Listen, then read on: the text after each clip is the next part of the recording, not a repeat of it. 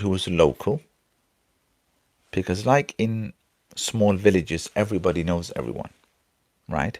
So when you have somebody new coming into a masjid, like people will know who, people will know this is a new person. So he's just a passerby who has come to see family and friends.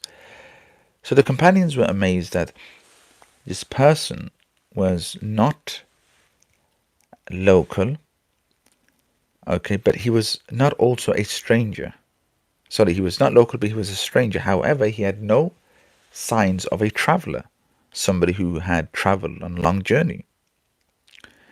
Now, if you're going to travel in the desert and you're a traveler and you're wearing white, it's very likely that by the time you get to your destination, there will be some signs of travel on you. Your clothes will have some stains, they will have some dust. But this individual who came, Jibril, he came and he was white clothes, and he was very well dressed. Subhanallah. And it's mentioned that he came, he took permission from the Prophet Muhammad sallallahu, and then he came a bit closer to the Prophet Muhammad sallallahu, took permission, and then he took some third time he took permission from the Prophet sallallahu, and then he came through the middle to the Prophet Muhammad sallallahu alaihi wasallam, and he sat close to the Prophet Muhammad sallallahu alaihi wasallam.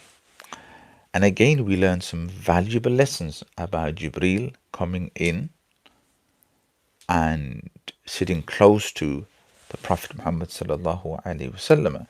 Now, from this, we learn that if anybody is eager to learn, you will always find that they sit close to the teacher or the speaker. And even in school, those who really want to learn, they're the ones who sit at the front. Those who don't want to learn, they sit at the back.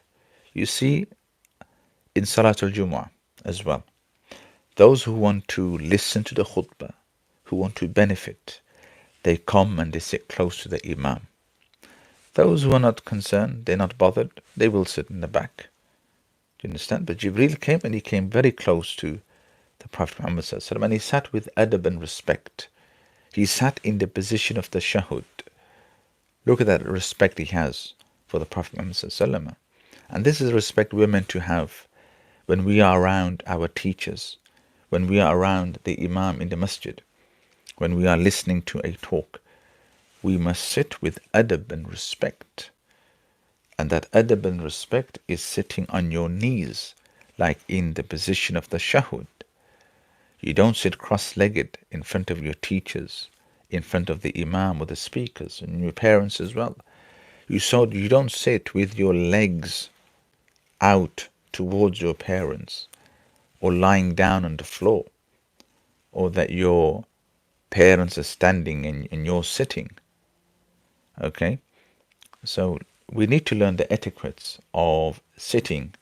We need to learn the etiquettes of behaving well around our elders, our teachers, our parents, etc.